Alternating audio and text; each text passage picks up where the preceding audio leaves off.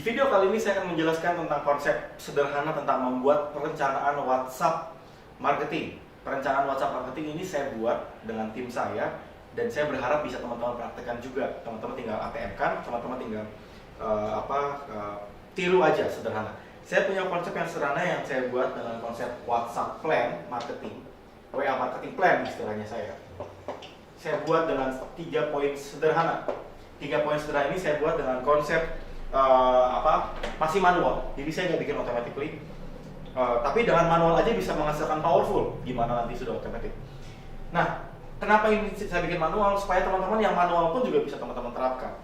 Saya mulai dengan 1, 2, 3 hal pertanyaan yang harus teman-teman jawab.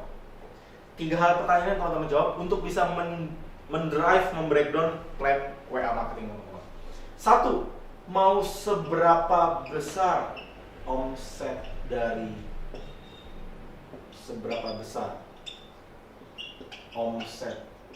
WhatsApp marketing? Yang kedua, mau seberapa besar list kontak WhatsApp kita?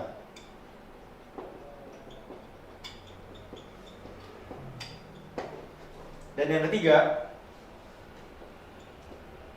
mau seberapa konsisten konten kita?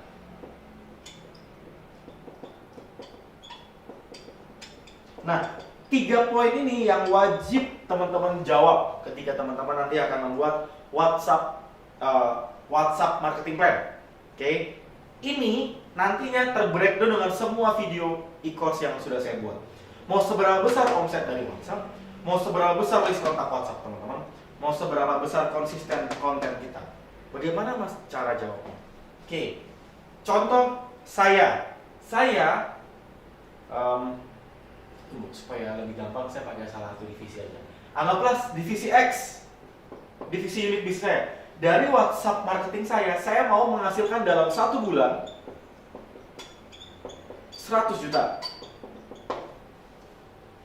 Oke, mau seberapa besar list kontak WhatsApp saya? Kalau saya mau ngejar 100 juta, maka saya harus bisa ngejar berapa list kontak saya? Oke, saya mau mengejar minimal 3.000 list kontak. Karena 10% closing maka bisa menghasilkan 300 penjualan. Untuk bisa menghasilkan 100 juta misalnya. Oke.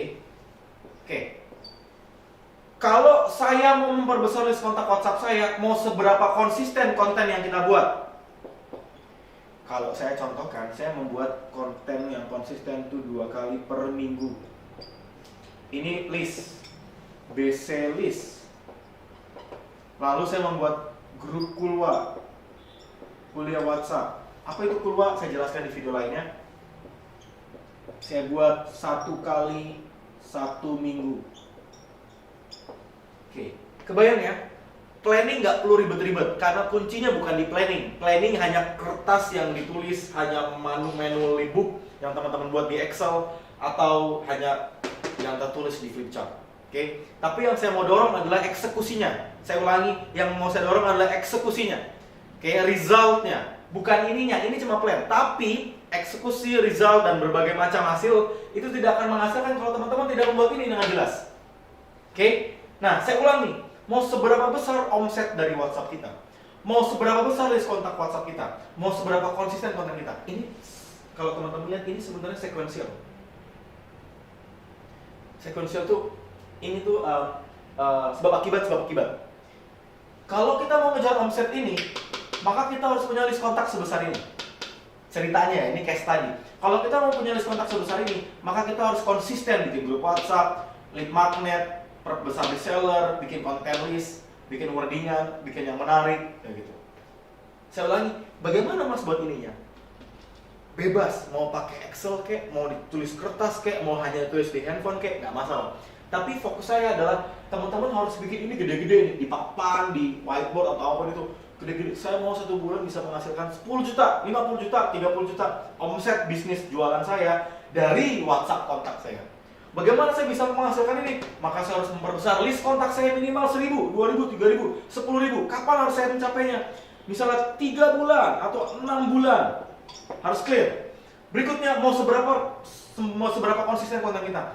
Kalau saya mau memperbesar target omset saya segini, kalau saya mau memperbesar list kontak WhatsApp saya segini, maka saya harus punya daya juang saya untuk berbagi itu kontennya harus konsisten. Grup follow-nya harus konsisten setiap minggu dan harus jelas saya membahas kontennya apa.